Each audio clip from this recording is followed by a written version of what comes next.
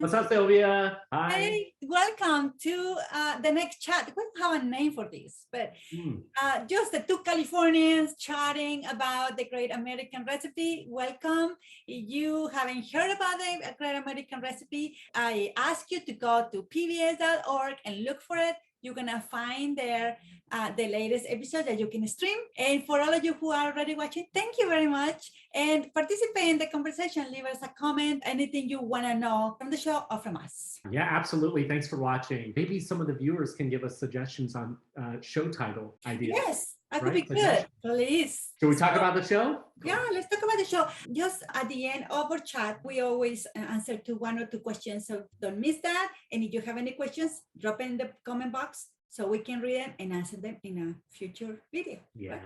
Okay. Episode 2, the starting of that was kind of humbling because Christina wasn't there. And it was an aspect that I didn't expect, like the emotional, you were readied yourself to cook and break everything down, to time it and get everything ready under the time restraints, prepare yourself for the judges, the critique, the cameras.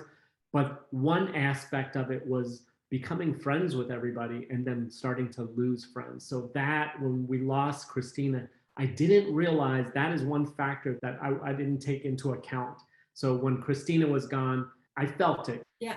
But on the team level, as a family of 10, yes, there was a void. Yeah, we love you, Christina. And then they moved Tony up and he make it real, like you say. Not just that this gonna happen again. Right. This episode, right? The void and the sadness and just feeling that there is one family member that couldn't make it to the party. So. Yeah, I mean, I like the fact that they tried to make that transition a little bit softer for us by replacing one Asian person with another Asian person. Hi, Foo. Yeah, I was wondering like what she would be cooking. I'm already making my list of the dishes that I want to make. And I was wondering what she would be making that day with us. So. Side note, my goal is to be able to cook with each and every one of the contestants. That sounds fun. Wouldn't that be fun? Yeah. So yeah. You want them to come to your house? They come to me. If they were visiting California, they can come see me. They can come see us. Yes. Or I'm going to go to them. It goes without saying, I'm going to see you. You and I are going to cook together without saying. So that was the battle of fried rice. Yes. The first challenge was comfort food. I didn't even know Tony was making fried rice until shortly after the judges said it's time to cook. A producer approached me and said, "Did you know that Tony's making fried rice?" As the time was going on. So I didn't even realize that. And I was like, no, I didn't know. And so they plugged that in my ear. And then Alejandra and Leah came by to talk. And Alejandra brought up to me on camera and she was like, did you know that Tony's making fried rice? So it's an extra level of anxiety and anxiousness because Tony clearly is a great cook and he's such a fun guy. But it was fun. We are so different in our heritage in the way we cook, but there is some things that are similar, and how like rice can be also a comfort food for other types of cuisine, especially Mexican. Well, when I was growing up, I probably have rice like 4 times a week. A very comfort dish for me is when my mom, she would cook it and put a sunny side egg on top and then guacamole or salsa. And that was something that it was always very comforting to me. So when I saw your fried rice and Tony's fried rice, it's like, I want to make it. This is one of the beauty of the show. It expands of culinary frontiers. Right, for sure. And we were able to identify that the commonality, like you and I have talked about this, the common ingredients that we use in both of our cultures and cuisines, and we both find comfort in it. Case in point, this rice, my mom would do the same thing, heat up the rice and find out whatever protein's there. Sometimes she would fry an egg and put it on top, eat it with soy sauce. It's so cool that we find that common link in different cultures, right? Like what you say, cilantro. What did you say about cilantro? Remember? I said, I'm going to put cilantro on top of this fried rice. Why? Because I'm Vietnamese. And I said that because Vietnamese people, we use a lot of fresh herbs. And cilantro is a prevalent herb in Vietnam. Mm-hmm. Clearly, it's a prevalent herb in Mexican cuisine. Yes. You were saying that on camera, and I was telling my kids, I'm putting cilantro in my food because I'm Mexican. So you and I came on top in that challenge. How fun was that? Yeah. And on top of that, in that particular challenge, there was a couple of dishes that Robin's dish and Brian's dish, me personally, your dish, those are three dishes that I would eat on a Sunday. They Oh, were so beautiful. Amy and I watched this show, and like we said in our first episode, we didn't get to see each other's dish too much as we were cooking because we yes. were laser focused on it. But after I watched this episode and I saw the dishes that my fried rice was up against, all of the dishes are fantastic. But those three dishes, like for me personally on a Sunday, those are dishes that I would absolutely enjoy, love to sit and eat. For me, the first thing come to my mind was what do my kids would like to eat, and there's something I can make fast. What are the things I have? It was an easy answer. It was a chori queso, but I made my tortillas. I love making flour tortillas. My kids love them. If I buy some at the store because I don't want to make them, I had lazy days. I do. They like, no, we want your tortillas. So it was so fun for me to make this specific dish. This leads me to a question. The challenge today, if they were proposed to you, if you had to do it again, the comfort food challenge, would you change it or would you keep the same? It's a very hard question. I think I will leave the same. I have another dish, it's enfrijoladas. Yeah. It's like enchiladas, but made with beans instead of salsa. I always have beans. I always have tortillas. I always have cheese in salsa. So this is something that I can really do like in 20 minutes. But then one of my kids is against beans right now. The other one loves beans. So it was something that maybe they won't enjoy together. Yeah. And the chori queso for sure. How about you? I like where you're coming from with that answer because it comes down to what your family likes. Yes.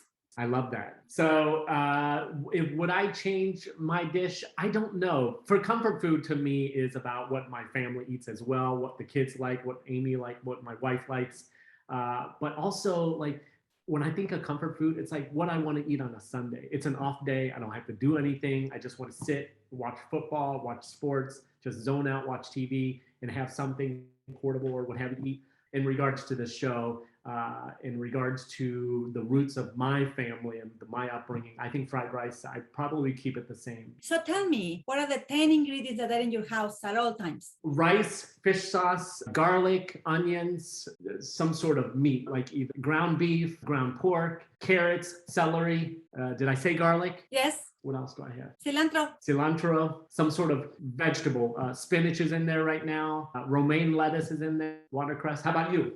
Yeah, so avocados, onions, garlic, cilantro, serrano or jalapeno peppers, cheese, chorizo, tortillas, beans. Did I say beans already? No. Beans and rice. Beautiful. 10 things. So, in regards to critiquing from the judge and reviews and so forth, and the notes that they give us, how do you feel about them? Do you think they're wrong? Do you think that they're spot on? What is your reaction? How do you internalize that? Taking in consideration episode 1 and episode 2, Right. I was always very interested in listening what they had to say. Yeah. And for you guys at home, because of the editing of the program, they could be impossible to put everything there. It would be a 3-hour show.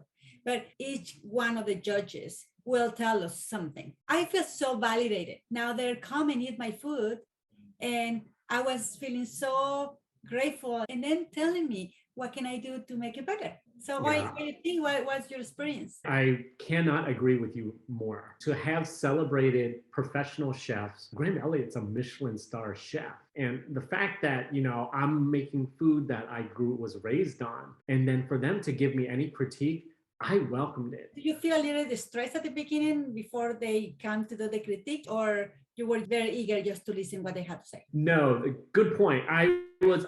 There was a little bit of anxiousness when they come because part of it is like they're coming while you're cooking, and it's not like you can stop and cook. The clock is still running.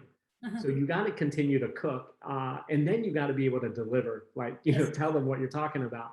Yes. So that was a little bit of a balancing act. To be frank with you, I wanted them to really dissect my food and give me any type of pointers possible.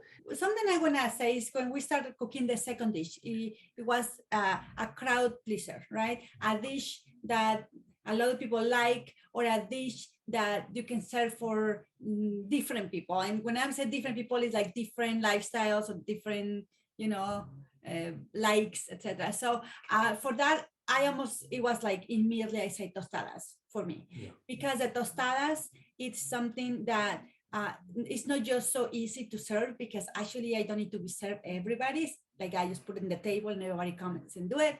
Like for example, if we have vegans or people don't eat meat, they don't need to add the chicken. They just go for the beans and the vegetables and the salsa, right? If somebody doesn't like the cheese, just keep the cheese. If somebody doesn't like spicy stuff, they just keep the spice salsa. So that's like the reason why I chose that specific dish. How about your dish? For my crowd pleaser, I made spaghetti and meatballs. The reason I made spaghetti and meatballs was I made it spicier than a traditional spaghetti and meatballs. I personally really love pasta. It's one of my weaknesses, and I love Italian food. So spaghetti and meatballs, the meatball I elevated. I made it a little bit more. There's a lot of ingredients that are involved in making it. I made the sauce from scratch. So I felt like it's something that my friends love it. My kids love it. Universally, I think it's something that to me, for my group of folks that I'm with, enjoy it. It's a crowd pleaser. They ask for it, so I felt comfortable doing it, winging it out of the park. If I had to do it again, I would make my own pasta. Look at you! Yeah. I didn't say I would make it successful, but I would do it. As we were talking about Christina at the beginning of this video, we need to talk about Irma, because Irma sadly lives in the second episode. Irma was a delight to be with. She speaks Spanish, so she and I will speak Spanish all the time, and we will talk about our dishes. And she is Puerto Rican and Dominican, so she will tell me what she cooks, and she will tell us about, her business. She makes coquito and other like popsicles in New York. She was kind of quiet. She was very observant. And then when you see them talk to her, it was just a delight. And I really miss her, my fellow Latina. I miss Irma too. She spoke Spanish and I do not speak Spanish. So we have that connection. And then Irma has the sensibilities, to me, she has the sensibilities of a comedian. What I mean by that is that Irma is blunt and she tells you as it is. And that's lovely about her. She and I would have conversations and she'll tell me of something like, if she didn't like something, she just comes out and says it. So it's something, it's a quality that I missed and I appreciate. Bye, Irma. I'm sorry. We miss you. Miss you, Irma. Love you. Questions. You got a viewer question? Yeah, well, a lot of people have asked us about how we ended in this show. A producer found me on Facebook and asked if I would be interested in participating in a reality cooking show. Just like the majority of Americans, I'm super comfortable when a stranger reaches out to me on social media. No, there was clearly some inhibition. I was uncertain about it, but they went through the process. There was an interviewing process.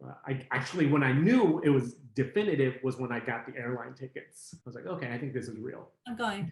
How about you? They find me on Instagram and they sent me a direct message, and I was like, what is this about? At the beginning of my casting, and I was in the show, and it was a surprise, and I'm so glad and I saw it. I respond to that call because you never know what window will open for you if you pay attention of these things. What an awesome opportunity. At the end of this episode, thank you so much for watching. Don't forget to watch the previous video when we talk about episode 1, and watch the Great American Recipe. We're going to put the links in the description box, or stream on your PBS app or on pbs.org on your computer. Thank you, Foo. Thank you, Silvia. It was fun. And I'll see you on the next video. Leave us a comment. You want to ask us something or tell us something? Like this video, share it with your friends, and I'll see you next week. Bye.